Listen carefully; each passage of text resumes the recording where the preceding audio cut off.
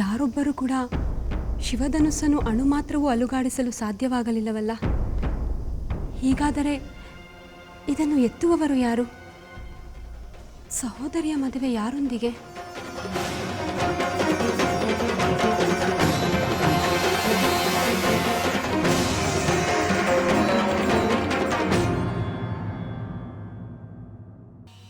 ಮಾತಾಶ್ರೀ, ತಾವು ಏನನ್ನೋ ಯೋಚಿಸುತ್ತಿರುವಿರಿ?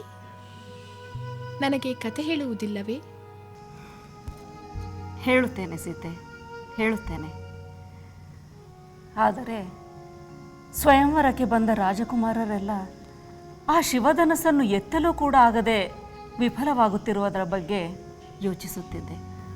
ಅಂದರೆ ಯಾವ ರಾಜಕುಮಾರರು ಶಿವಧನಸ್ಸನ್ನು ಎತ್ತಲಾರದೆ ಸ್ವಯಂವರವು ವಿಫಲವಾಗಿ ನನ್ನ ವಿವಾಹವು ನಡೆಯಲಾರದೇನೋ ಎಂಬ ಯೋಚನೆಯೇ? ಇಲ್ಲ ಸೀತೆ, ಇಲ್ಲ. ನಿನ್ನಂತಹ ಸರ್ವಗುಣ ಸಂಪನ್ನಳಾದ ಹೆಣ್ಣಿಗೆ ಮಹಾಪುರುಷೋತ್ತಮನಾದ ರಾಜಕುಮಾರನೇ ಬಂದು ಆ ಶಿವಧನುಸ್ಸನ್ನು ಎತ್ತಿ ನಿನ್ನನ್ನು ವರಿಸುತ್ತಾನೆ ಎಂಬ ಭರವಸೆ ನನ್ನಲ್ಲಿದೆ. ಮಾತಾಶ್ರೀ, ಅಂಥ ಪುರುಷೋತ್ತಮ ರಾಜಕುಮಾರನು ವರಿಸಲಾಗದ ರಾಜಕುಮಾರಿಯ ಯಾವುದಾದರೂ ಘಟನೆ ಹಿಂದೆ ನಡೆದಿದೆಯೇ? ನೀನು ಕೇಳಿದಂತಹ ಘಟನೆ ಅಗಸ್ತ್ಯ ಮಹಾಮುನಿಗಳ ಪತ್ನಿ ಲೋಪಾಮುದ್ರೆಯ ಜೀವನದಲ್ಲಿ ನಡೆದಿದೆ. ಅದೇನೆಂದು ಹೇಳಿ ಮಾತಾಶ್ರೀ. ಲೋಪಾಮುದ್ರೆ ವಿದರ್ಭ ರಾಜನ ಪುತ್ರಿ. ಯಾವ ರಾಜಕುಮಾರರು ಆಕೆಯನ್ನು ವರಿಸದೇ ಇದ್ದಾಗ ವಿದರ್ಭ ರಾಜನಿಗೆ ಚಿಂತೆಯಾಯಿತು. ಅಂತಹ ಸಂದರ್ಭದಲ್ಲಿ ಮಹಾ ತಪಸ್ವಿಗಳಾದ ಅಗಸ್ತ್ಯ ಮುನಿಗಳು ತಾವೇ ಲೋಪಾಮುದ್ರೆಯನ್ನು ವರಿಸುತ್ತೇವೆ ಎಂದು ರಾಜನಿಗೆ ಹೇಳಿದರು. ಆದರೆ ವಿದರ್ಭ ರಾಜನಿಗೆ ತನ್ನ ಪುತ್ರಿಯನ್ನು ಈ ಮುನಿಗೆ ಕೊಡುವುದರ ಬಗ್ಗೆ ಗೊಂದಲ ಉಂಟಾಯಿತು. ಆದರೆ ಲೋಪಾಮುದ್ರೆ ತನ್ನನ್ನು ಮದುವೆಯಾಗುವವರು ರಾಜಕುಮಾರರೇ ಆಗಿರಬೇಕು ಎಂಬ ಭಾವನೆಯನ್ನು ತೊರೆದು ಮಹಾ ತಪಸ್ವಿಗಳಾದ ಅಗಸ್ತ್ಯ ಮುನಿಗಳನ್ನೇ ಮದುವೆಯಾಗುತ್ತೇನೆ ಎಂದು ತಂದೆಗೆ ಹೇಳಿ ಒಪ್ಪಿಸಿದಳು. ಮಹಾತಪಸ್ವಿಗಳಾದ ಅಗಸ್ತ್ಯರನ್ನು ವರಿಸಿ ಅವರ ಸತಿಯಾಗಿ ಮಹಾಪತಿವ್ರತೆಯಾಗಿ ಪರಮ ಪಾವನ ಜೀವನವನ್ನು ನಡೆಸಿದಳು. ಮಾತಾಶ್ರೀ, ಇಂತಹ ಕತೆಗಳನ್ನೆಲ್ಲ ತಿಳಿದ ನೀವು ನನ್ನ ಕಲ್ಯಾಣದ ಬಗ್ಗೆ ಯೋಚಿಸುವ ಅಗತ್ಯವೇ ಇಲ್ಲ. ನಿಜ ಸೀತೆ, ನಿನ್ನ ಬಗ್ಗೆ ನಾನು ಚಿಂತಿಸುವ ಅಗತ್ಯವೇ ಇಲ್ಲ. ನಿನ್ನ ಸ್ವಯಂವರ ಮಹಾಪುರುಷನೊಬ್ಬನೊಂದಿಗೆ ನ ಭೂತೋ ನ ಭವಿಷ್ಯತಿ ಎನ್ನುವಂತೆ ನಡೆದೇ ತೀರುತ್ತದೆ. ಎಲ್ಲಿ ಹೋದರು ಮಾರೀಚ? ಇಲ್ಲೇ ಇದ್ದದ್ದನ್ನು ಕಂಡಿದ್ದೇನಲ್ಲ. ಮಾರೀಚ, ಮಾರೀಚ, ಏ ಮೂರ್ಖ ಸ್ವಭಾವ, ನಾನಿಲ್ಲೇ ಇರುವೆ.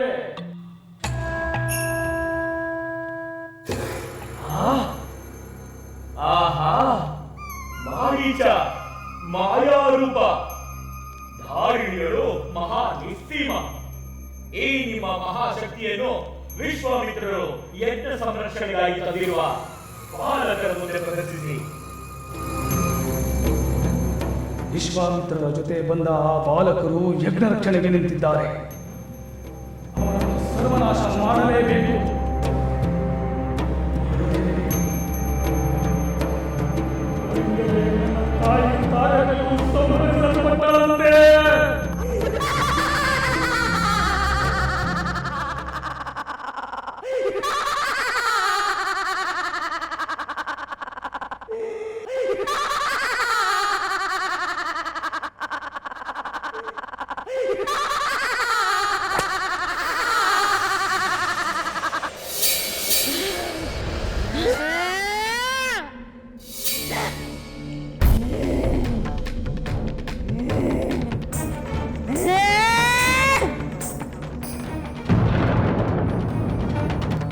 ಸ್ತ್ರೀ ಎನ್ನುವ ಅನುಕಂಪ ತಾಳದೆ ಲೋಕಕಂಟಕಿ ಮಹಾ ದುಷ್ಟಳೆಂದು ತಿಳಿದು ಈಕೆಯನ್ನು ಸಂಹರಿಸು.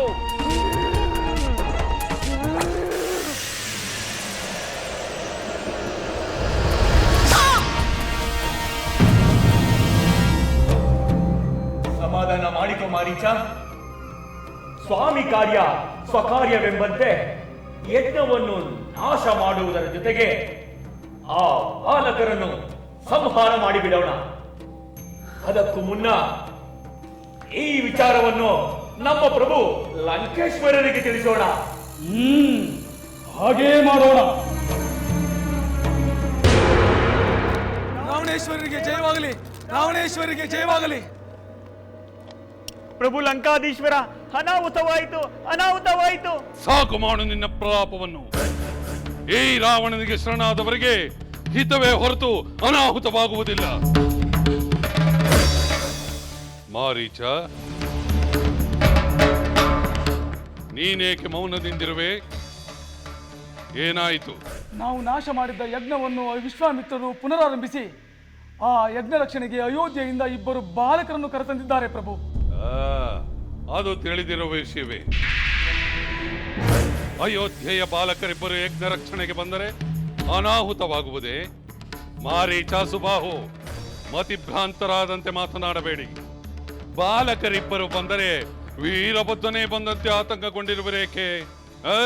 ಮಹಾಪ್ರಭು, ಆ ಬಾಲಕರಿಬ್ಬರು ಅಯೋಧ್ಯೆಯ ಅಧಿಪತಿಯಾದ ದಶರಥನ ಪುತ್ರರು, ರಾಮ ಲಕ್ಷ್ಮಣ.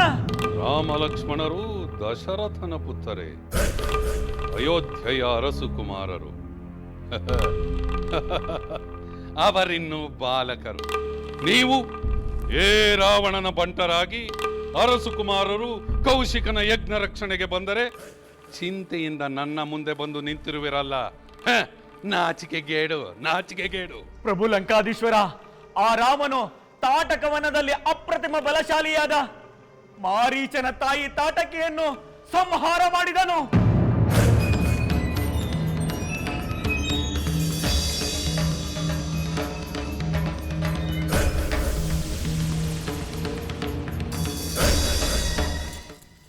ಮಾರೀಚ,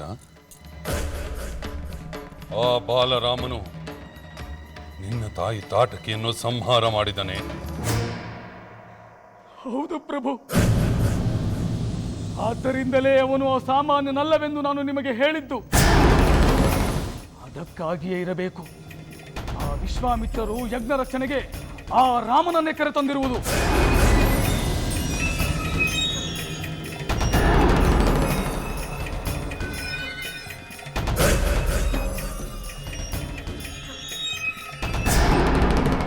ಮಾರೀಚ, ಸುಬಾಹು, ತಾಟಕಿಯ ವಧೆ ರಾಮನ ಬಲದಿಂದಾಯಿತೆಂದು ಭಾವಿಸಬೇಡಿ. ಅದು ವಿಶ್ವಾಮಿತ್ರನ ತಪಶಕ್ತಿಯಿಂದ ಆಯಿತೆಂದು ತಿಳಿಯಿರಿ. ಆ ವಿಶ್ವಾಮಿತ್ರನು ರಾಮನನ್ನು ಮುಂದಿಟ್ಟುಕೊಂಡು ಕುತಂತ್ರ ಮಾಡಿದ್ದಾನೆ. ಆ ಕುತಂತ್ರಕ್ಕೆ ನೀವು ಸೋಲಬಾರದು. ಆದ್ದರಿಂದ ಈ ಕ್ಷಣವೇ ಹೋಗಿ ವಿಶ್ವಾಮಿತ್ರನ ಯಜ್ಞವನ್ನು, ಆ ರಾಮ ಲಕ್ಷ್ಮಣರನ್ನು ನಾಶ ಮಾಡಿ.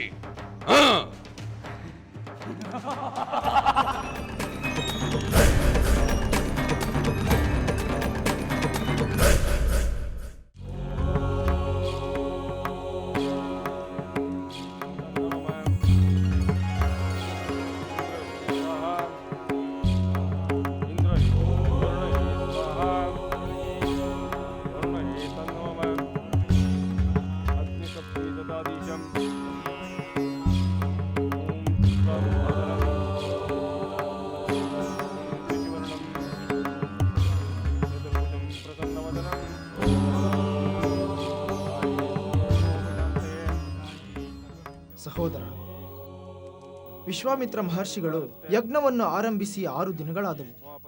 ಆದರೂ ಈ ಮಾರೀಚ ಸುಬಾಹುವಿನ ಸುಳಿವೇ ಇಲ್ಲವಲ್ಲ.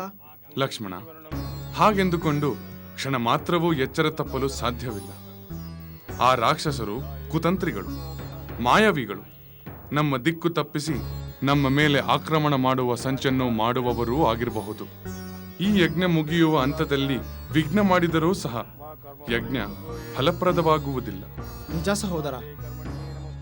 ಹಾಗಾದರೆ ಯಜ್ಞ ಕೊನೆ ಹಂತಕ್ಕೆ ಬರುವವರೆಗೂ ಆ ರಾಕ್ಷಸಾಧಮರು ಕಾಯುತ್ತಾ ಕುಳಿತಿರಬಹುದು. ಸಹೋದರ, ಅಲ್ಲಿ ನೋಡು.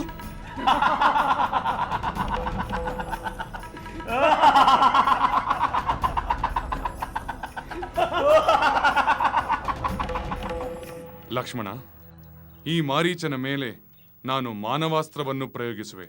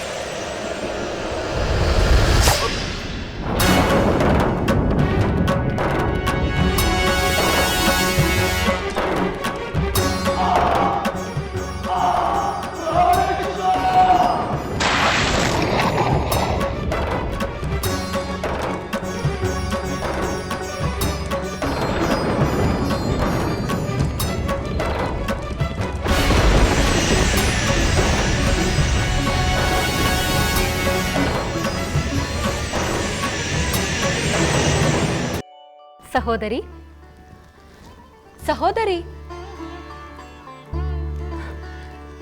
ನೀನು ಉದ್ಯಾನವನಕ್ಕೆ ಬರಲೇ ಇಲ್ಲ. ನಾನು ನಿನಗಾಗಿ ಕಾಯುತ್ತಿದ್ದೆ. ನನ್ನನ್ನು ಕ್ಷಮಿಸು ಊರ್ಮಿಳೆ. ನಾನು ಮಾತೃಶ್ರೀಯವರ ಬಳಿ ಮಹಾಸ್ತ್ರೀಯರ ಕತೆ ಕೇಳುತ್ತಿದ್ದೆ. ನನಗೆ ಸಮಯ ಕಳೆದದ್ದೇ ತಿಳಿಯಲಿಲ್ಲ. ಸಹೋದರಿ, ಇತ್ತೀಚೆಗೆ ನೀನು ಮಹಾಸತಿಯರ ಕಥೆಯನ್ನು ಕೇಳಲು ಹೆಚ್ಚು ಸಮಯ ವಿನಿಯೋಗಿಸುತ್ತಿರುವೆಯಲ್ಲ?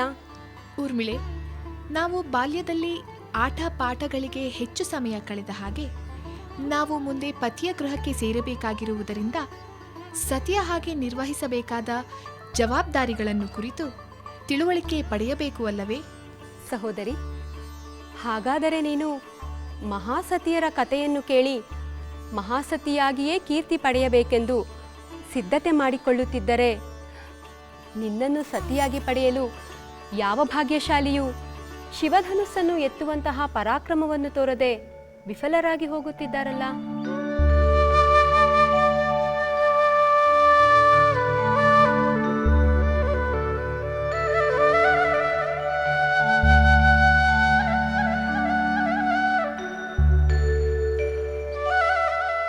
ಸಹೋದರಿ,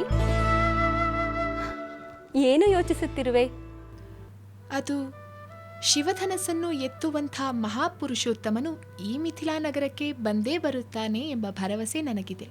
ಆಗಲಿ ಆಗಲಿ ಸಹೋದರಿ. ಈ 7 ಲೋಕದಲ್ಲಿ ಏಕಮೇವಾದ್ವಿತೀಯ ಪರಾಕ್ರಮಶಾಲಿ ಅನುಪಮ ಸುಂದರನೂ ಆದ ಪುರುಷೋತ್ತಮನಾದವನು ನಿನ್ನನ್ನು ವರಿಸಲೆಂದು ಮಿಥಿಲೆಗೆ ಬರುವನೆ? ನನ್ನ ಸಹೋದರಿ ಕೊರಳಿಗೆ ಮಂಗಳಮಾಲೆಯನ್ನು ಹಾಕುವನೋ ಎಂದು ಚಿಂತೆಯಾಗುತ್ತಿದೆ. ಆಹಾ, ನನಗಿಲ್ಲದ ಚಿಂತೆ ನಿನಗೇಕೆ? ನಡಿ, ಆಟವಾಡೋಣ.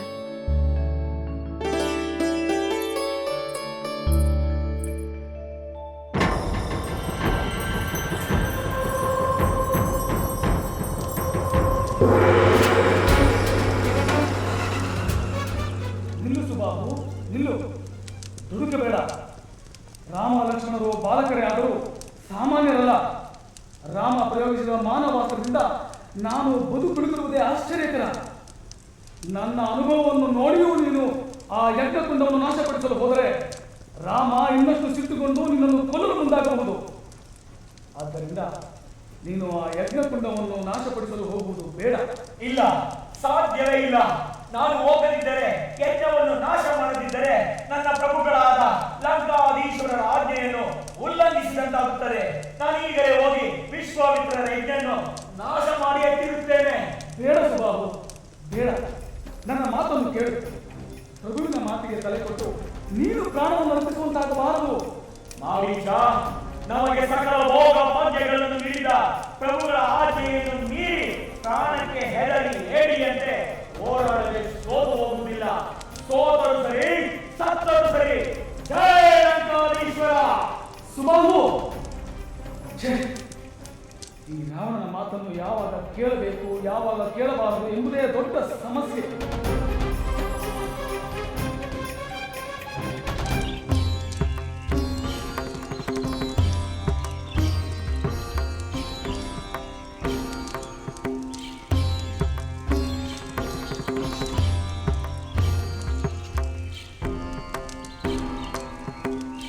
ಸಹೋದರ, ನೀನು ಮಾರೀಚನಿಗೆ ಮಾನವಾಸ್ತ್ರದಿಂದ ಮಾಡಿದ ಪ್ರಹಾರಕ್ಕೆ ಆ ಮಾರೀಚ ಸುಬಾಹು ಇಬ್ಬರು ಮತ್ತೆಂದೂ ಯಜ್ಞದ ಕಡೆಗೆ ಬರುವುದಿಲ್ಲ ಎನಿಸುತ್ತಿದೆ. ಹಾಗೇನಿಲ್ಲ ಲಕ್ಷ್ಮಣ. ಅವರು ತಮ್ಮ ಬಲವನ್ನು ಇನ್ನಷ್ಟು ಜೊತೆಗೂಡಿಸಿಕೊಂಡು ನಮ್ಮ ಮೇಲೆ ಆಕ್ರಮಣ ಮಾಡಿದರೆ ಏನೂ ಆಶ್ಚರ್ಯವಿಲ್ಲ. ನಿನ್ನ ಮಾತು ನಿಜ ಸಹೋದರ. ಅದೋ ನೋಡು, ಆ ಸುಬಾಹು ಮತ್ತೆ ಈ ಯಜ್ಞದ ಕಡೆಗೆ ಪ್ರವೇಶ ಮಾಡುತ್ತಿದ್ದಾನೆ.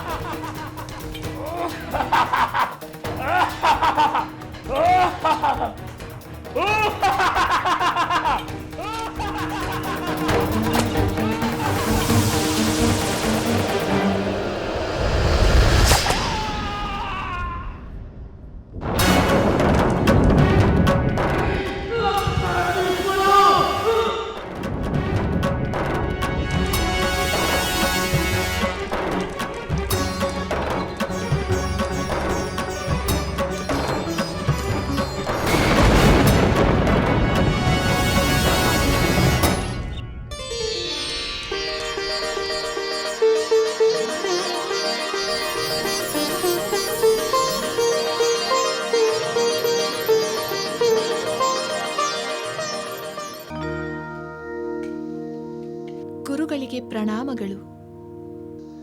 ಸಕಲ ಸೌಭಾಗ್ಯ ಸಿದ್ಧಿರಸ್ತು. ಆಸೀನರಾಗಿರಿ. ಸೀತೆ, ನೀನು ನಿನ್ನ ಸಹೋದರಿಯರ ಜೊತೆ ಆಟ ಪಾಠವಾಡುವುದಕ್ಕಿಂತ ಹೆಚ್ಚಾಗಿ ನಿನ್ನ ತಾಯಿಯ ಬಳಿ ಪುಣ್ಯ ಸ್ತ್ರೀಯರ ಪಾವನ ವಿಚಾರಗಳನ್ನು ಕೇಳುತ್ತಿರುವಿಯಂತೆ. ಹೌದು ಗುರುಗಳೇ, ಅಂಥ ಮಹಾಸ್ತ್ರೀಯರ ವಿಚಾರಗಳು ನನ್ನ ಮುಂದಿನ ಜೀವನಕ್ಕೆ ಮಾರ್ಗದರ್ಶನವಾಗುತ್ತದೆ ಎಂದು ಕೇಳಿದೆ. ನಿಜ ಸೀತೆ, ನಿಜ. ಮಹಾಸತಿಯರ ಆದರ್ಶಗಳು ಅದನ್ನು ಕೇಳಿ ಅನುಸರಿಸುವ ಸ್ತ್ರೀಯರ ಜೀವನದಲ್ಲಿ ಸಂತೋಷ ಸಿದ್ಧಿಗಳನ್ನು ಉಂಟು ಮಾಡಲು ಕಾರಣವಾದರೆ, ಕೆಲವು ಸ್ತ್ರೀಯರ ಕೆಲವು ನಡವಳಿಕೆಗಳು ಏನನ್ನು ಮಾಡಬಾರದು ಎಂಬುದನ್ನು ತಿಳಿಸಿಕೊಟ್ಟು ಸ್ತ್ರೀಯರ ಜೀವನದಲ್ಲಿ ಸುಖವನ್ನು ಹೋಗಲಾಡಿಸಲು ಕಾರಣವಾಗುತ್ತದೆ. ಗುರುಗಳೇ, ತಾವು ಹೇಳಿದ ಹಾಗೆ ಒಳ್ಳೆ ವಿಚಾರಗಳು ಕೆಟ್ಟ ವಿಚಾರಗಳಿಂದ ದೂರವಿರಿಸುತ್ತದೆ. ಆದ್ದರಿಂದ ಅಂತಹ ಯಾವುದೇ ಉದಾಹರಣೆಗಳಿದ್ದರೆ ನನಗೆ ತಿಳಿಸುವ ಕೃಪೆ ಮಾಡಿ. ಸ್ತ್ರೀಯರು ಏನನ್ನು ಮಾಡಬಾರದೆಂಬ ಉದಾಹರಣೆ ನೀನು ಬೇರೆಲ್ಲಿಯೂ ಕೇಳಿ ತಿಳಿದುಕೊಳ್ಳಬೇಕಾಗಿಲ್ಲ ಸೀತೆ. ಅದು ನನ್ನ ಜೀವನಕ್ಕೆ ಹತ್ತಿರವಾಗಿಯೇ ಇದೆ. ಹೇಳಲು ಕಷ್ಟವಾದರೂ ಅಪ್ರಿಯವಾದ ಸತ್ಯ. ಅದು ಸ್ತ್ರೀ ಕುಲಕ್ಕೆ ಎಚ್ಚರಿಕೆಯ ಪಾಠವಾಗಬಹುದು ಎಂದು ನಿನಗೆ ನಾನು ಹೇಳುತ್ತಿದ್ದೇನೆ. ಗುರುಗಳೇ, ದಯಮಾಡಿ ತಿಳಿಸಿರಿ. ಆಗಲಿ ಸೀತೆ. ನನ್ನ ತಂದೆ ಮಹಾ ತಪಸ್ವಿ ಮಹರ್ಷಿ ಗೌತಮರು, ನನ್ನ ತಾಯಿ ಅಹಲ್ಯಾದೇವಿ. ಯಾವುದೋ ದುರ್ಗಳಿಗೆಯಲ್ಲಿ ಅಹಲ್ಯಾದೇವಿಯ ಸೌಂದರ್ಯ ದೇವೇಂದ್ರನನ್ನು ಆಕರ್ಷಿಸಿತು. ಧರ್ಮ ಧರ್ಮ ನೀತಿ ಅನೀತಿಗಳ ವಿವೇಚನೆ ಇಲ್ಲದೆ ದೇವೇಂದ್ರ ನನ್ನ ತಂದೆ ಗೌತಮರ ರೂಪದಲ್ಲಿ ಅವರಿಲ್ಲದಿದ್ದಾಗ ಆಶ್ರಮವನ್ನು ಪ್ರವೇಶಿಸಿದ. ನನ್ನ ತಾಯಿಯ ಎದುರು ತನ್ನ ಅಪೇಕ್ಷೆಯನ್ನು ವ್ಯಕ್ತಪಡಿಸಿದ. ನನ್ನ ತಾಯಿ ನನ್ನನ್ನು ಬಯಸಿ ಬಂದಿರುವುದು ತನ್ನ ಪತಿಯೇ ಎಂದು ಭಾವಿಸಿ ಇಂದ್ರನ ಅಪೇಕ್ಷೆಗೆ ಶರಣಾಗಿದ್ದೇ ಮಹಾಪರಾಧವಾಯಿತು. ದೇವೇಂದ್ರನು ಆಶ್ರಮದಿಂದ ತೆರಳುವಷ್ಟರಲ್ಲಿ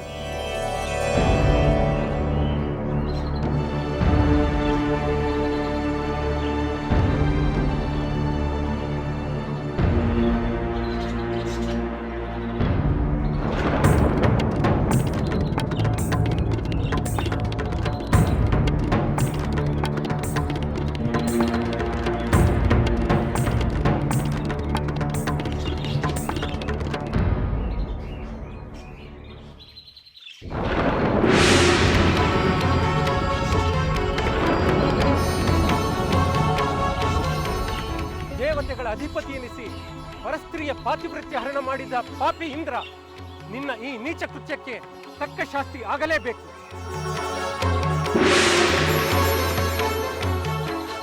ಸ್ವಾಮಿ, ಸ್ವಾಮಿ, ಸ್ವಾಮಿ, ನನ್ನನ್ನು ಕ್ಷಮಿಸಿ ಸ್ವಾಮಿ, ನನ್ನನ್ನು ಕ್ಷಮಿಸಿ.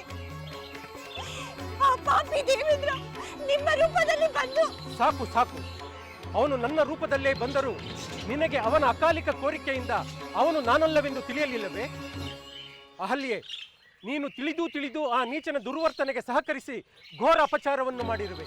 ನಿನ್ನಂತಹ ಪತಿತಳನ್ನು, ಅಪವಿತ್ರ ಶರೀರವನ್ನು ನೋಡುವುದೇ ಪಾಪಕರ, ಅಸಹ್ಯ. ನೀನು ಶರೀರವಿಲ್ಲದೆ ಯಾರ ಕಣ್ಣಿಗೂ ಬೀಳದೆ 1000 ವರ್ಷಗಳ ಕಾಲ ಇದೇ ಉಪವನದಲ್ಲಿ ನಿರಾಹಾರಿಯಾಗಿ ಪಶ್ಚಾತ್ತಾಪದಿಂದ ತಪ್ಪಿಸುತ್ತಾ ಭಸ್ಮ ರಾಶಿಯ ಮೇಲೆ ಮಲಗುತ್ತಾ ಸಕಲ ಜೀವಿಗಳಿಗೆ ಅದೃಶ್ಯಳಾಗಿ ಇದೇ ಆಶ್ರಮದಲ್ಲಿ ವಾಸ ಮಾಡು. ಸ್ವಾಮಿ, ಸ್ವಾಮಿ, ದಯಮಾಡಿ ನನ್ನಲ್ಲಿ ಕನಿಕರವನ್ನು ತೋರಿರಿ ಸ್ವಾಮಿ, ಕನಿಕರವನ್ನು ತೋರಿರಿ. ನನ್ನ ಅಜ್ಞಾನದಿಂದಾದ ಅಪರಾಧವನ್ನು ಮನ್ನಿಸಿ ಸ್ವಾಮಿ, ಮನ್ನಿಸಿ. ನೀವಿದ್ದ ಶಾಪವನ್ನು ನನ್ನ ಪಾಪಕ್ಕೆ ಪ್ರಾಯಶ್ಚಿತ್ತವೆಂದು ತಿಳಿದರು ಮರಳಿ ನಿಮ್ಮ ಸೇವೆ ಮಾಡಿ ಶುದ್ಧಳಾಗುವಂತೆ ಕೃಪೆ ಮಾಡಿ ಸ್ವಾಮಿ, ಕೃಪೆ ಮಾಡಿ. ಹಾಗೆ ನೀನು ನನ್ನನ್ನು ಸೇರಬೇಕೆಂದರೆ ಮುಂದೊಂದು ದಿನ ಪರಮ ಪಾವನನಾದ ಪುರುಷೋತ್ತಮನೊಬ್ಬನು ಈ ಆಶ್ರಮಕ್ಕೆ ಆಗಮಿಸಿ ಅವನ ಪವಿತ್ರ ಪಾದಸ್ಪರ್ಶವು ನಿನಗಾದಾಗ ನೀನು ಲೋಪಮುಕ್ತಿ. ಅಂತಹ ಮಹಾಮಹಿಮನ ಆಗಮನವನ್ನು ಕೋರಿ ನೀನು ಪ್ರಾರ್ಥನೆ ಮಾಡು. ನನ್ನನ್ನು ಕ್ಷಮಿಸಿ ಸ್ವಾಮಿ, ನನ್ನನ್ನು ಕ್ಷಮಿಸಿ, ನನ್ನನ್ನು ಕ್ಷಮಿಸಿ. ಸೀತೆ, ನಾನು ನಿನಗೆ ಈ ಕಥೆಯನ್ನು ಹೇಳಿದ ಉದ್ದೇಶವಿಷ್ಟೇ. ಯಾರು ಸತಿಧರ್ಮವನ್ನು ಪಾಲಿಸಿ ಕಾಯ ವಾಚ ಮನಸ ಪತಿಗೆ ಯಾವುದೇ ಸಂದರ್ಭದಲ್ಲೂ ಯಾವುದೇ ರೀತಿಯಲ್ಲೂ ಅಪಚಾರವಾಗದ ಹಾಗೆ ಪತಿವೃತ್ತಿಯಾಗಿ ಮೆರೆದರು, ಅಂಥವರು ಗಳಿಸಿದ ತಪಶಕ್ತಿ ಅಂತಃಶಕ್ತಿಗಳ ಪ್ರಭಾವವನ್ನು ನೀನು ನಿನ್ನ ತಾಯಿಯಿಂದ ಈಗಾಗಲೇ ತಿಳಿದುಕೊಂಡಿರು. ಆದರೆ ಯಾವ ಸ್ತ್ರೀ ಅಂಥ ಪತಿನಿಷ್ಠೆಯನ್ನು ತೊರೆದು ಸಂದರ್ಭದ ಒತ್ತಡದಿಂದಾಗಲಿ ಪರಪುರುಷನ ಸಂಚಿನಿಂದಾಗಲಿ ಅಥವಾ ದುರ್ಬಲ ಮನಸ್ಸಿನಿಂದಾಗಲಿ ಅಪಚಾರವನ್ನು ಎಸಗಿದರೆ ಅಂಥವರು ಎಂತಹ ದುರ್ಗತಿಗೆ ಈಡಾಗೋರು ಎನ್ನುವ ವಿಚಾರ ನಿನಗೆ ತಿಳಿದಿರಲಿ ಎಂದು. ಗುರುಗಳೇ, ಉತ್ತಮ ಗುಣಗಳಿಂದ ಮಹತ್ವವನ್ನು ಪಡೆದ ಸ್ತ್ರೀಯರ ಬಗ್ಗೆ ಅರಿಯುವುದರಿಂದ ಅಂತಹ ಉತ್ತಮ ಗುಣಗಳನ್ನು ಅಳವಡಿಸಿಕೊಳ್ಳುವ ಅವಕಾಶ ದೊರೆಯುತ್ತದೆ. ಹಾಗೆ ಸ್ತ್ರೀಯರ ತಪ್ಪಿನಿಂದ ಉಂಟಾಗುವ ದುರ್ಗತಿಯನ್ನು ಅರಿಯುವುದರಿಂದ ಎಚ್ಚರ ವಹಿಸಲು ಸಹಾಯವಾಗುತ್ತದೆ. ಸೀತೆ, ನೀನು ನನ್ನ ಉದ್ದೇಶವನ್ನು ಸರಿಯಾಗಿ ಗ್ರಹಿಸಿದೆ. ಪರಮ ಸಾಧ್ವಿಯಾಗಿ ಸಕಲ ಸುಗುಣಗಳಿಂದ ಶೋಭಿಸಿ ದುರಾಚಾರಕ್ಕೆ ಮುಂದಾದ ದುರ್ಜನರನ್ನು ಎದುರಿಸಿ ಅವರನ್ನು ಸೋಲಿಸುವ ಪ್ರಚಂಡ ಸ್ಥೈರ್ಯದ ಆದರ್ಶ ನಾರಿ ಎಂದು ಕೀರ್ತಿಶಾಲಿಯಾಗು ಮಗಳೇ. ತಮ್ಮ ಅನುಗ್ರಹಕ್ಕೆ ಅನಂತ ವಂದನೆಗಳು. ಗುರುಗಳೇ, ಅಹಲ್ಯಾದೇವಿಯ ಶಾಪ ವಿಮೋಚನೆ ಎಂದಾಗುವುದು?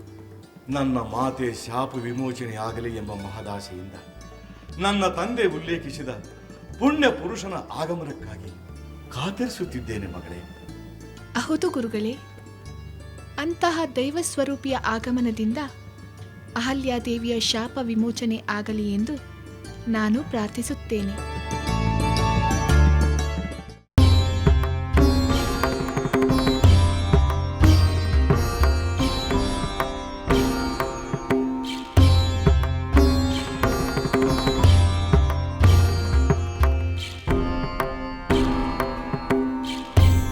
ರಾಮ, ಲಕ್ಷ್ಮಣ,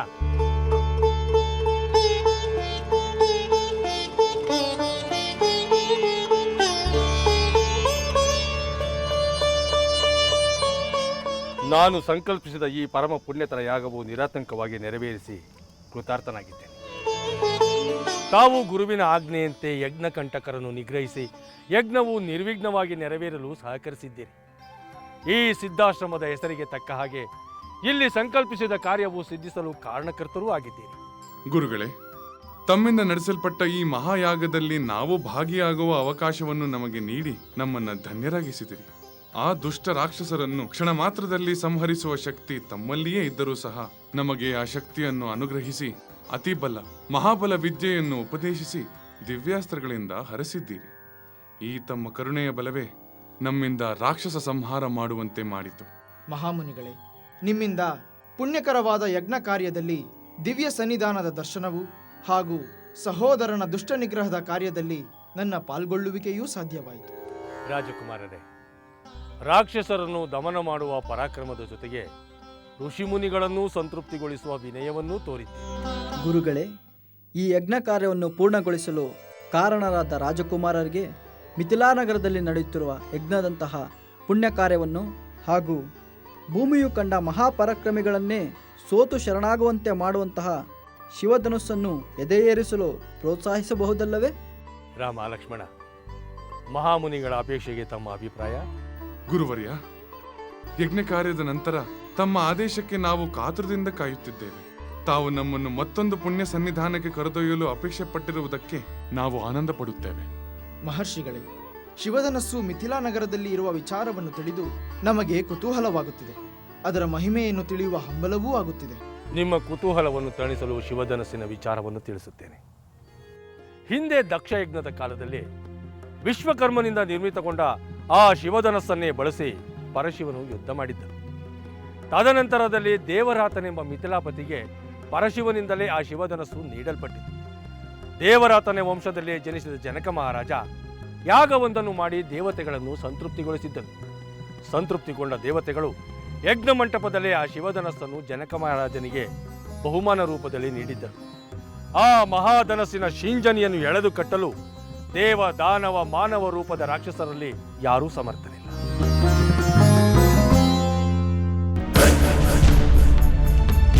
ಪರಶಿವನ ಧನುಸ್ಸಿಗೆ ಹೆದೆ ಏರಿಸಿ ಅದರಲ್ಲಿ ಬಾಣವನ್ನು ಪ್ರಯೋಗಿಸುತ್ತೇನೆ. ಭಲೆ ಅಗ್ರಜ ಭಲೆ, ನಿನ್ನ ಪರಾಕ್ರಮಕ್ಕೆ ತಕ್ಕುದಾದ ಮಾತನ್ನೇ ಆಡಿರುವೆ. ಮಿಥಿಲೆಯಲ್ಲಿ ಯಾರೂ ತೋರದ ಪರಾಕ್ರಮವನ್ನು ನೀನು ತೋರಿದರೆ ಆ ಸಾಹಸಕ್ಕೆ ಪಣವಾಗಿಟ್ಟ ಜನಕ ಪುತ್ರಿ ನಿನಗೇ ಸಿಗುವಳು. ಸೋದರ ಕುಂಭಕರ್ಣ, ನನ್ನ ಪರಾಕ್ರಮಕ್ಕೆ ಮಾಡಲಸಾಧ್ಯವಾದ ಕಾರ್ಯವೂ ಯಾವುದೂ ಇಲ್ಲ, ಪಡೆಯಲಸಾಧ್ಯವಾದುದು ಯಾವುದೂ ಇಲ್ಲ. ಆ ಪರಶಿವನ ಕೈಲಾಸವನ್ನೇ ಎತ್ತಿ ಅಲುಗಾಡಿಸಿದ ಬಲಶಾಲಿ ನಾನು. ಅವನು ಉಪಯೋಗಿಸಿ ಬಿಟ್ಟ ಆ ಧನುಸ್ಸಿಗೆ ಹೆದೆ ಏರಿಸುವುದು ಕಷ್ಟವೇ? ಸೋದರ ವಿಭೀಷಣ, ಈ ನಮ್ಮ ನಿರ್ಧಾರಕ್ಕೆ ತಮ್ಮ ಸಲಹೆ ಏನು? ಏಕೆ ಮೌನದಿಂದಿರುವಿರಲ್ಲ? ಅಗ್ರಜ, ಒಂದು ವಿಚಾರವನ್ನು ನಿರ್ಧಾರ ಮಾಡಿದ ನಂತರ ನನ್ನ ಸಲಹೆ ಕೇಳಿದರೆ ಹೇಗೆ ಹೇಳದು? ನನ್ನ ಸಲಹೆ ನಿಮ್ಮ ನಿರ್ಧಾರಕ್ಕೆ ವಿರುದ್ಧವಾಗಿದ್ದರೆ ತಮಗೆ ಬೇಸರವಾಗುತ್ತದೆ ಅಲ್ಲವೇ? ಪರವಾಗಿಲ್ಲ, ಸೋದರ ಎಂಬ ಕಾರಣಕ್ಕೆ ಆ ಬೇಸರವನ್ನು ಸಹಿಸಿಕೊಳ್ಳುತ್ತೇನೆ. ತಮ್ಮ ಅಭಿಪ್ರಾಯವನ್ನು ತಿಳಿಸುವಂಥವರಾಗಿ. ಅಗ್ರಜ, ಪರಾಕ್ರಮ ಪ್ರದರ್ಶನದ ಹಿಂದೆ ಪ್ರತಿಷ್ಠೆಯೋ ಪ್ರತೀಕಾರವೋ ಕೇವಲ ಪ್ರದರ್ಶನ ಪ್ರಿಯತೆಯೋ ಇರುವುದಾದರೆ ಅಂತಹ ನಿರ್ಧಾರ ವಿವೇಕಯುತವೆಂದು ನಾನು ತಿಳಿಯುವುದಿಲ್ಲ. ಸಾಕು ಸಾಕು, ನಿನ್ನ ಅಭಿಪ್ರಾಯ ಏನೆಂದು ನನಗೆ ತಿಳಿಯಿತು. ಈ ನನ್ನ ನಿರ್ಧಾರವನ್ನು ಪ್ರತಿಷ್ಠೆ ಎಂದಾದರೂ ತಿಳಿ, ಪ್ರತೀಕಾರ ಎಂದಾದರೂ ತಿಳಿ, ದುರಹಂಕಾರದ ಪ್ರದರ್ಶನ ಎಂದಾದರೂ ತಿಳಿ. ಇವೆಲ್ಲ ರಾವಣನ ಲಕ್ಷಣಗಳು. ಪರಾಕ್ರಮವಿರುವುದೇ ಪ್ರದರ್ಶನಕ್ಕೆ ಎಂದು ಆ ಮಿಥಿಲೆಯಲ್ಲಿ ತೋರಿ ಬರುತ್ತೇನೆ. ರಾವಣೇಶ್ವರ, ಪ್ರಭು ಪ್ರಭು, ಅನಾಹುತವಾಯಿತು. ಅಯೋಧ್ಯೆಯಿಂದ ಬಂದ ರಾಮ ಲಕ್ಷ್ಮಣರು ನಮ್ಮ ಸುಬಾಹು. ಮಾರೀಚ, ನಾನೀಗ ವಿಜಯೋತ್ಸಾಹಕ್ಕೆ ಹೊರಟಿದ್ದೇನೆ. ನಿನ್ನ ಆತಂಕವಾಗಲಿ ಅನಾಹುತವಾಗಲಿ ಅಮಂಗಲದ ನುಡಿಗಳನ್ನು ಕೇಳಲು ನಾನು ಸಿದ್ಧನಿಲ್ಲ. ನಾನು ಮಿಥಿಲೆಯಿಂದ ಬಂದ ನಂತರ ನಿನ್ನೊಡನೆ ಮಾತನಾಡುತ್ತೇನೆ. ಪ್ರಭು, ನನ್ನ ಮಾತನ್ನು ಸ್ವಲ್ಪ ಮಾರೀಚ, ಇಲ್ಲಿ ಎಲ್ಲರೂ ನನ್ನ ಮಾತು ಕೇಳಬೇಕು ಅಷ್ಟೇ. ಮಿಥಿಲೆಯಿಂದ ಬಂದ ನಂತರ ನಿನ್ನೊಡನೆ ಮಾತುಕತೆ. ಅಮಾತ್ಯರೇ,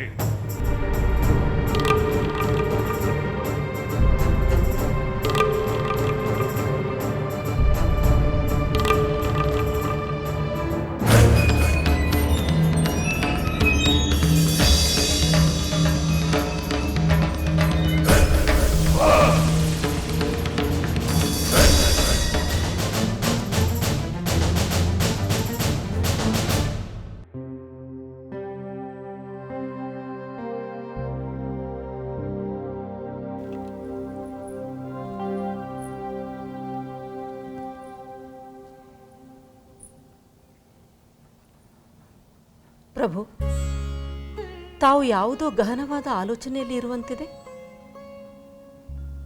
ಆಲೋಚನೆಯಲ್ಲ ದೇವಿ, ಆತಂಕ. ಮಾತೃಶ್ರೀ,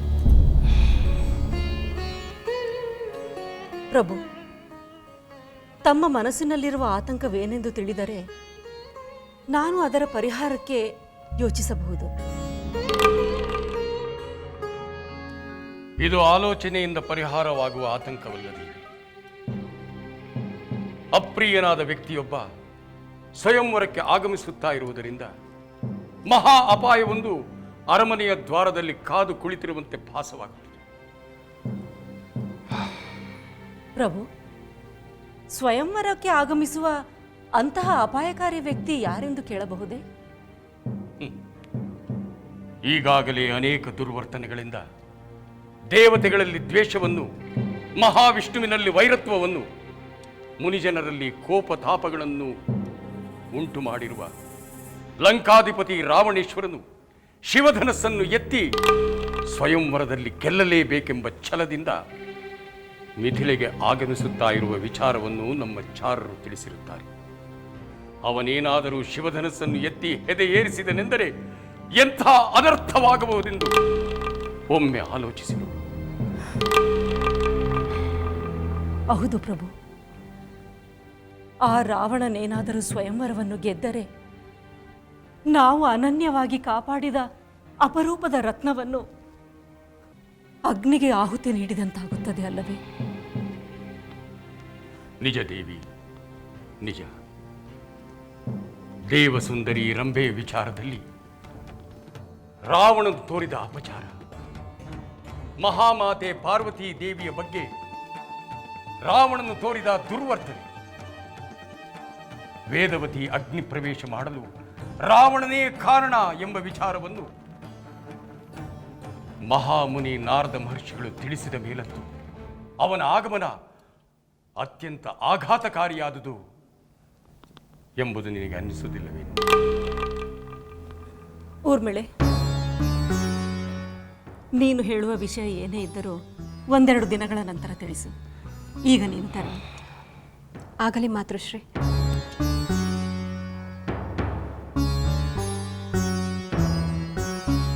ಹೌದು ಪ್ರಭು, ಆ ರಾವಣನ ಕಾರಣಕ್ಕಾಗಿ ನಮ್ಮ ಸೀತೆಯ ಭವಿಷ್ಯದ ಬಗ್ಗೆ ನಾವು ಆಲೋಚಿಸಬೇಕಾಗಿದೆ.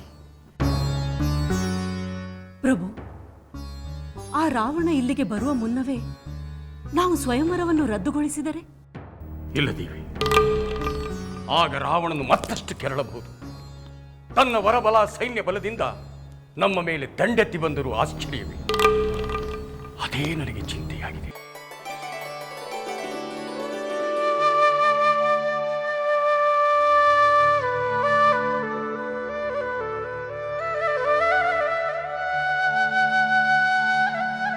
ಸಹೋದರಿ ಸೀತೆ,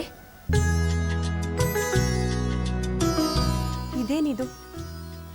ತಂದೆ ತಾಯಿ ನಿನ್ನ ಬಗ್ಗೆ ಚಿಂತೆ ಮಾಡುತ್ತಿದ್ದರೆ ನೀನಿಲ್ಲಿ ಯಾವುದೋ ಗಿಣಿಯ ಚಿತ್ರವನ್ನು ಬರೆಯುತ್ತಿರುವೆಯಲ್ಲ? ಊರ್ಮಿಳಾ, ಇದು ಯಾವುದೋ ಗಿಳಿಯ ಚಿತ್ರವಲ್ಲ. ವಾಲ್ಮೀಕಿ ಮಹರ್ಷಿಯವರಿಂದ ಕೇಳಿದ ಆ ಪುರುಷೋತ್ತಮನ ಕಥೆಯನ್ನು ಹೇಳಿ ಕಣ್ಮರೆಯಾಯಿತಲ್ಲ, ಆ ಗಿಳಿಯ ಚಿತ್ರ. ಸಹೋದರಿ, ನೀನಿಲ್ಲಿ ಮಹಾಪುರುಷನ ಕತೆ ಬಗ್ಗೆ ಯೋಚಿಸಿದರೆ ಪುರುಷಾಧಮನೊಬ್ಬ ಸ್ವಯಂವರಕ್ಕೆ ಬರುತ್ತಿದ್ದಾನೆ. ಆತನೇನಾದರೂ ಸ್ವಯಂವರದ ಪಣವನ್ನು ಗೆದ್ದು ನಿನ್ನನ್ನು ವರಿಸುವಂತೆ ಆಗಿಬಿಟ್ಟರೆ ಎಂದು ತಂದೆ ತಾಯಿ ಚಿಂತೆ ಮಾಡುತ್ತಿದ್ದಾರೆ. ಈ ಶುಕರಾಣಿ ಹೇಳಿರುವ ಕಥೆಯನ್ನೇ ನಂಬುವುದಾದರೆ ಆ ಪುರುಷೋತ್ತಮನೇ ಸ್ವಯಂವರವನ್ನು ಗೆಲ್ಲುತ್ತಾನೆ ಹೊರತು ಪುರುಷಾಧಮನಲ್ಲವಲ್ಲ. ಸಹೋದರಿ, ಈಗ ಸ್ವಯಂವರಕ್ಕೆ ಬರುತ್ತಿರುವುದು ಲಂಕಾಧಿಪತಿ ಮಹಾಪರಾಕ್ರಮಶಾಲಿ ರಾವಣ. ಆತನೇನಾದರೂ ತನ್ನ ಬಲದಿಂದ ಶಿವಧನುಸ್ಸನ್ನು ಎತ್ತಿದರೆ ಎಂಬ ಭೀತಿ ಉಂಟಾಗಿದೆಯಲ್ಲ? ಚಿಂತಿಸಬೇಡ ಊರ್ಮಿಳೆ.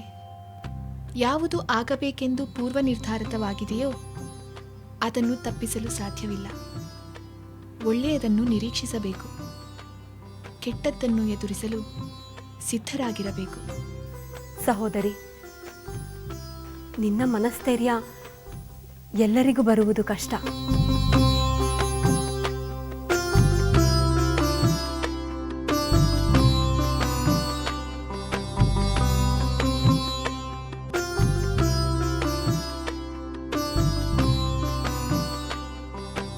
ಶುಕರಾಣಿ, ನೀನು ಶುಭವಾಣಿ ಹೇಳಿರುವಾಗ ನಾನೇಕೆ ಚಿಂತಿಸಬೇಕು?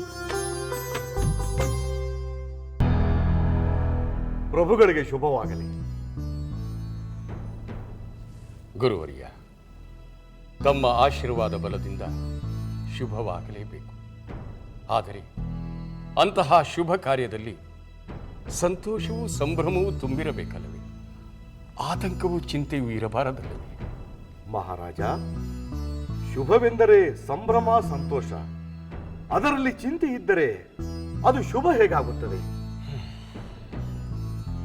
ಗುರುದೇವ, ಪುರುಷೋತ್ತಮನೋರ್ವನು ಶಿವಧನುಸ್ಸನ್ನು ಎತ್ತಿ ಸ್ವಯಂವರವನ್ನು ಗೆದ್ದು ಸೀತೆಯನ್ನು ವರಿಸಿದರೆ ಅದು ಶುಭ. ಆದರೀಗ ಲಂಕಾಧಿಪತಿ ಸ್ವಯಂವರಕ್ಕೆ ಬರುತ್ತಿರುವುದರಿಂದ ನಮಗೆ ಚಿಂತೆಯಾಗಿದೆ. ನಿಜ ಮಹಾರಾಣಿ, ನಿಜ. ಇದು ಚಿಂತೆಯ ವಿಚಾರವೇ. ಮಂಗಳದ ಆರತಿಯ ಮೈಯನ್ನು ಸುಡುವಂತೆ ಆದರೆ ಅದು ಮಂಗಳವಾಗುವುದಿಲ್ಲ. ಗುರುವರಿಯ, ಇದುವರೆಗೂ ಶಿವಧನಸ್ಸನ್ನು ಎತ್ತಲು ಬಂದ ರಾಜಾಧಿರಾಜರುಗಳಿಗಿಂತ ಎಷ್ಟೋ ಪಟ್ಟು ಮಹಾಪರಾಕ್ರಮಶಾಲಿಯು ವರಬರ ಗರ್ವಿತನೂ ಆದಂಥ ರಾವಣನು ಎಲ್ಲಿ ಶಿವಧನಸ್ಸನ್ನು ಎತ್ತಿ ಬಿಡುವನು ಎಂಬ ಆತಂಕವು ನನ್ನಲ್ಲಿ ಹೆಚ್ಚಾಗುತ್ತಿದೆ. ಅಲ್ಲದೆ ವೇದವತಿಯ ಪೂರ್ವ ಜನ್ಮದ ವೃತ್ತಾಂತವನ್ನು ನೆನೆದರೆ ಈಗಲೂ ನನ್ನ ದೇಹ ಕಂಪಿಸುತ್ತದೆ ಗುರುದೇವ, ಕಂಪಿಸುತ್ತದೆ. ಚಿಂತಿಸಬೇಡ ಮಹಾರಾಜ. ಸೀತೆಯ ಪೂರ್ವ ಜನ್ಮ, ವೇದವತಿಯು ಪೂರೈಸಿದ ರಾವಣನ ಇಚ್ಛೆಯು ಬೇರಾವ ಜನ್ಮದಲ್ಲೂ ಸಫಲವಾಗುವುದಿಲ್ಲ.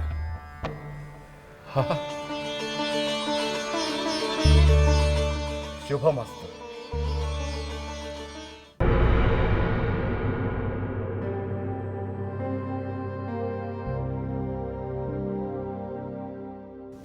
ಸ್ವಾಮಿ,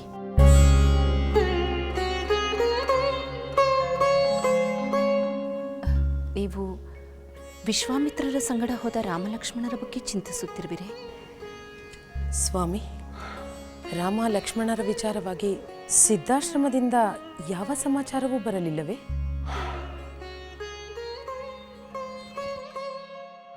ಕೌಸಲ್ಯ, ಸುಮಿತ್ರ, ನಾನೂ ಸಹ ನಿಮ್ಮಂತೆಯೇ ಸಿದ್ಧಾಶ್ರಮದಿಂದ ಬರಬಹುದಾದ ಸಂದೇಶಕ್ಕಾಗಿ ಕಾತರದಿಂದ ಕಾಯುತ್ತಾ ಇದ್ದೇನೆ. ಅಷ್ಟೇ ಅಲ್ಲದೆ ರಾಮ ಲಕ್ಷ್ಮಣರು ಅಯೋಧ್ಯೆಗೆ ಕ್ಷೇಮವಾಗಿ ಬರುವ ಕ್ಷಣವನ್ನು ನಿರೀಕ್ಷಿಸುತ್ತಾ ಅದೇ ಚಿಂತೆಯಲ್ಲಿದ್ದೇನೆ. ವಿಶ್ವಾಮಿತ್ರರ ಶಕ್ತಿಯ ಬಗ್ಗೆ ಅರಿವಿದ್ದರು. ವಸಿಷ್ಠ ಮಹಾಮುನಿಗಳು ನಿರಾತಂಕವಾಗಿರಲು ಸೂಚಿಸಿದ್ದರೂ ಸಹ ರಾಮಚಂದ್ರನ ಮೇಲಿನ ಮಮಕಾರಕ್ಕೋ ಏನೋ ಅವನ ಅಗಲಿಕೆ ಅಸಹನೀಯವೆನಿಸುತ್ತಿದೆ. ಇನ್ನೆಂದೂ ಎಲ್ಲಿಗೂ ರಾಮಚಂದ್ರನನ್ನು ಒಂದು ದಿನವೂ ಕಳುಹಿಸಬಾರದೆಂದು, ಅವನು ಸನಿಹದಲ್ಲಿಲ್ಲವೆಂಬ ಚಿಂತೆಯಿಂದ ಬಾಧೆಪಡಬಾರದೆಂದು ನಿರ್ಧರಿಸುವಂತಾಗಿದೆ.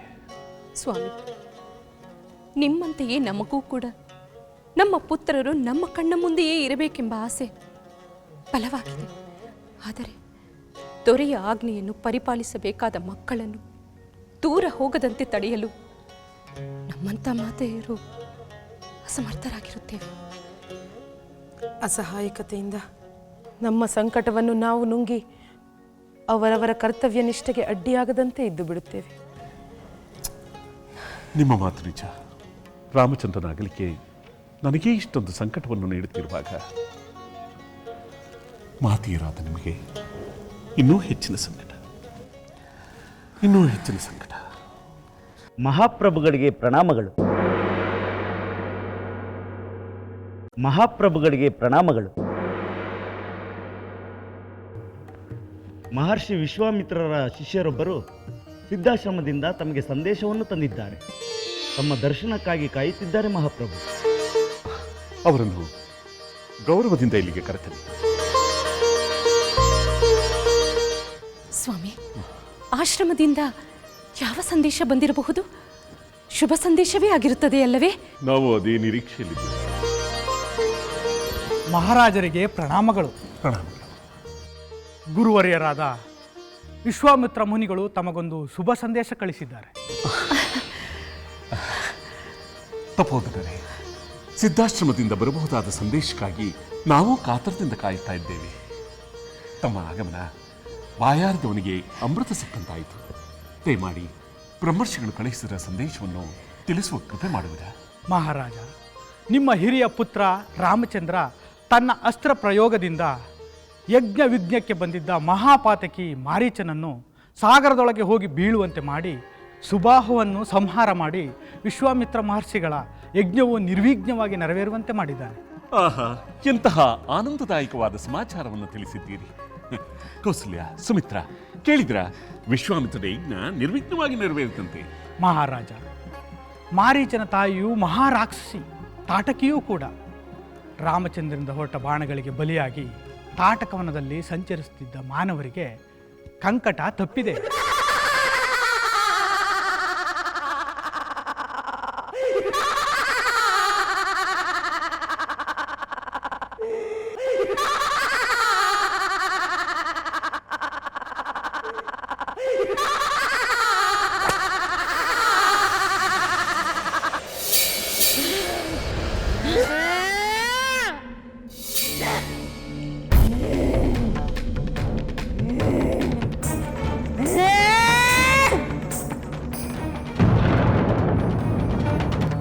ಸ್ತ್ರೀ ಎನ್ನುವ ಅನುಕಂಪ ತಾಳದೆ ಲೋಕಕಂಟಕಿ ಮಹಾ ದುಷ್ಟಳೆಂದು ತಿಳಿದು ಈಕೆಯನ್ನು ಸಂಹರಿಸು.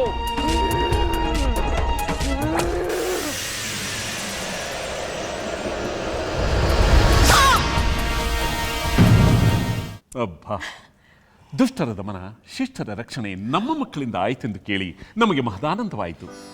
ಋಷಿವತಿಯರೇ, ತಾವು ಅರಮನೆಯ ಆತಿಥ್ಯವನ್ನು ಸ್ವೀಕರಿಸಿ ಹೊರಡಬೇಕು. ಆಗಬಹುದು. ರಾಮ ಲಕ್ಷ್ಮಣರು ಬಿಲ್ಲುಗಳನ್ನು ಹಿಡಿದು ನಿಂತರೆ ಸಾಕ್ಷಾತ್ ಹರಿಹರರೇ ಧರ್ಮ ರಕ್ಷಣೆಗೆ ನಿಂತಂತೆ ಭಾಸವಾಗುತ್ತದೆ. ನಿಮ್ಮ ವೀರಪುತ್ರರಿಗೆ ಲೋಕವು ಧನ್ಯವಾಗಿರಲೇಬೇಕು. ನಾವಿನ್ನು ಬರುತ್ತೇವೆ ಮಹಾರಾಜ. ಧನ್ಯೋಸ್ಮಿ ಋಷಿವರ್ಯ.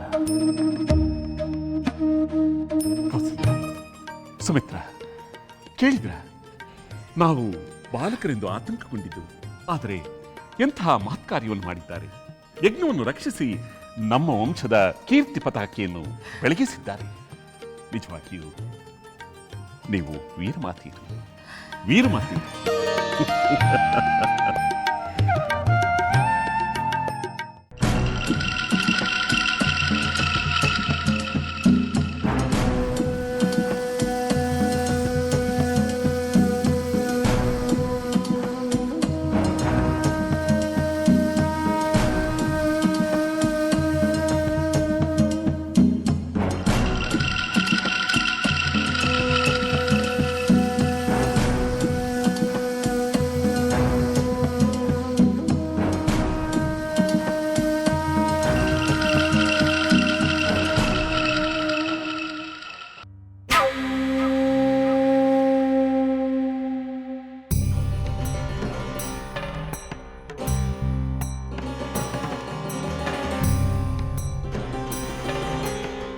ಮಂಥರೆ, ಎಲ್ಲಿಗೆ ತೆರಳಿದ್ದೆ? ಎಲ್ಲಿಂದ ಬರುತ್ತಿರುವೆ? ಮಹಾರಾಣಿ, ತಮ್ಮ ವಾರಗಿತ್ತಿಯರು ಒಟ್ಟಿಗೆ ಸೇರಿ ಮಹಾರಾಜರನ್ನು ಕಾಣಲು ಅವರ ಬಳಿ ಹೋಗಿದ್ದು ನನ್ನ ಗಮನಕ್ಕೆ ಬಂದಿತ್ತು. ಕೌಸಲ್ಯ ಸುಮಿತ್ರೆಯರಿಬ್ಬರು ಮಹಾಪ್ರಭುಗಳನ್ನು ಭೇಟಿಯಾಗುವ ಕಾರಣವಾದರೂ ಏನಿತ್ತು? ಅದನ್ನು ತಿಳಿಯಲೆಂದೇ ನಮ್ಮ ಆಪ್ತ ಸಖಿಯನ್ನು ಮಹಾರಾಜರ ವಿಶ್ರಾಂತಿ ಕೋಣೆಯ ಬಳಿಗೆ ಕಳಿಸಿದ್ದೆ. ನನಗೀಗ ತಿಳಿಯಿತು. ಕೌಸಲ್ಯ ಸುಮಿತ್ರೆಯರಿಬ್ಬರು ರಾಮ ಲಕ್ಷ್ಮಣರ ವಿಚಾರವನ್ನು ತಿಳಿದುಕೊಳ್ಳಲು ಮಹಾಪ್ರಭುಗಳ ಬಳಿ ಹೋಗಿರಬಹುದು. ಸರಿಯಾಗಿ ಊಹಿಸಿದಿರಿ ಮಹಾರಾಣಿ. ಮತ್ತದರಲ್ಲೇನಿದೆ ವಿಶೇಷ? ನೀನು ನನ್ನ ಅಲಂಕಾರವನ್ನು ಮುಂದುವರೆಸು. ವಿಶೇಷ ಇದೆ ಮಹಾರಾಣಿ. ನಾನು ನನ್ನ ಸಖಿಯಿಂದ ಕೇಳಿ ತಿಳಿದಿದ್ದನ್ನು ನಿಮಗೆ ತಿಳಿಸಲೆಂದು ಬಂದಿದ್ದೇನೆ. ಅದೇನೆಂದು ಹೇಳು.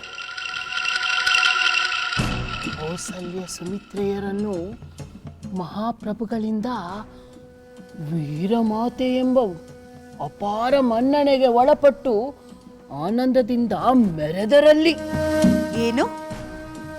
ಅವರಿಗೆ ವೀರ ಮಾತೆಯರ ಪಟ್ಟ ಆನಂದದ ಮೆರೆದಾಟವೇ? ಹೌದು ಮಹಾರಾಣಿ. ರಾಮಚಂದ್ರ ರಾಕ್ಷಸನ್ನು ನಿಗ್ರಹಿಸಿ ವಿಶ್ವಾಮಿತ್ರರ ಯಾಗವನ್ನು ಸಾಂಗವಾಗಿ ನೆರವೇರುವಂತೆ ಮಾಡಿದನೆಂದು ವಿಶ್ವಾಮಿತ್ರರ ಆಶ್ರಮದಿಂದ ಸಂದೇಶ ಬಂದಿತ್ತು. ಅದನ್ನು ಕೇಳಿ ಮಹಾರಾಜರು ಅಪಾರ ಸಂತಸಪಟ್ಟರು.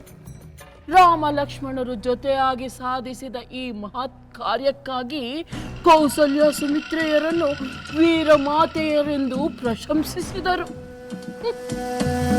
ಅವರಿಗೆ ಸಿಕ್ಕ ಮನ್ನಣೆ ನಿಮಗೆ ಸಿಗಲಿಲ್ಲವೆಂದು ನನಗೆ ಬೇಸರವಾಯಿತು.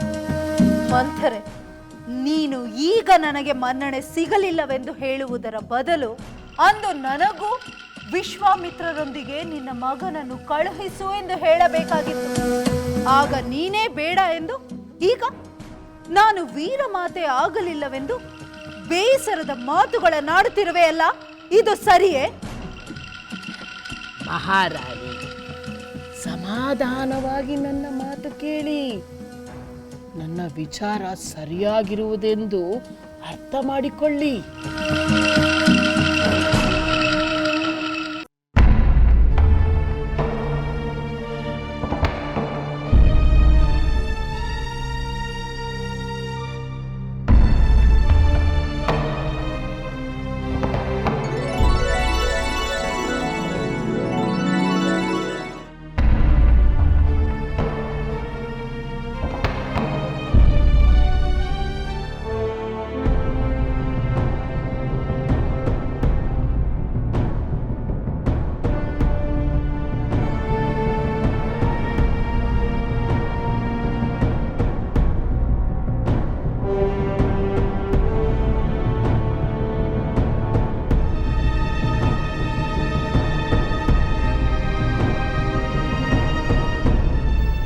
ಮಹಾಪ್ರಭು, ನನ್ನನ್ನು ಮನ್ನಿಸಿರಿ.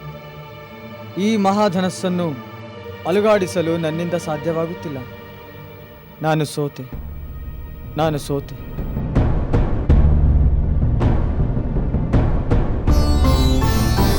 ಸ್ವಯಂವರಕ್ಕೆಂದು ಆಗಮಿಸಿರುವ ರಾಜಪುತ್ರರು, ಈ ಪರಾಕ್ರಮಶಾಲಿಗಳಾದ ರಾಜಕುಮಾರರು ಶಿವಧನಸ್ಸನ್ನು ಎತ್ತಲಾರದೆ ಸೋತು ಶರಣಾಗಿದ್ದನ್ನು ನೋಡಿದ ಮೇಲೆ ನಿಮ್ಮಲ್ಲಿ ಯಾರಿಗೂ ಶಿವಧನಸ್ಸನ್ನು ಎತ್ತಲು ಪ್ರಯತ್ನ ಮಾಡುವ ಮನಸ್ಸಾಗುತ್ತಿಲ್ಲ ಎಂದು ಭಾವಿಸಲಿ, ಅಥವಾ ಈ ಶಿವಧನಸ್ಸನ್ನು ಸ್ವಸ್ಥಾನಕ್ಕೆ ತೆಗೆದುಕೊಂಡು ಹೋಗಲು ನಮ್ಮ ಭಟರಿಗೆ ಆಜ್ಞಾಪಿಸಲಿ? ನೀವೇ ಹೇಳಿ. ಸಾವಧಾನ ಮಹಾರಾಜ, ಸಾವಧಾನ.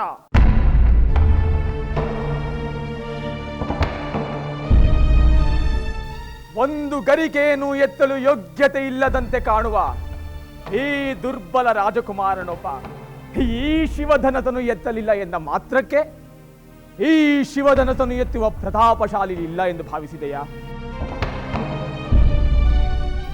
ಚಿಂತಿಸಬೇಡ ಮಹಾರಾಜ. ಈ ಶಿವಧನಸನ್ನು ಎತ್ತುವ ಮಕ್ಕಳಾಟದ ಸ್ಪರ್ಧೆಯಿಂದ ನನ್ನಿಂದ ಮುಗಿಯುತ್ತದೆ. ಈ ಸ್ವಯಂವರ ನೆರವೇರುತ್ತದೆ.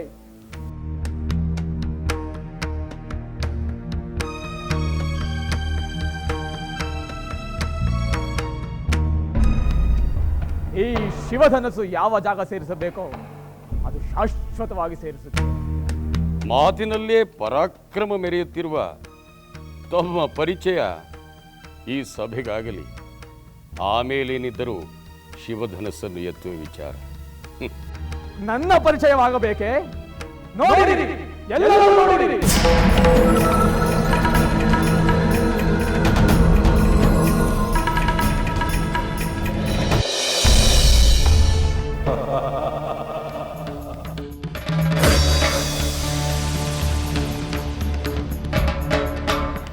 ಯಾರ ಹೆಸರನ್ನು ಕೇಳಿದರೆ ತ್ರಿಲೋಕವೇ ಬೆಚ್ಚಿ ಬೀಳುವುದು.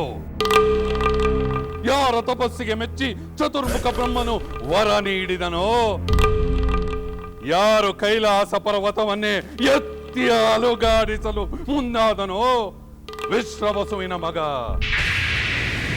ಪೌಲಸ್ತ್ಯನ ಮೊಮ್ಮಗ ರಾವಣ, ದಶಕಂಠ ರಾವಣ.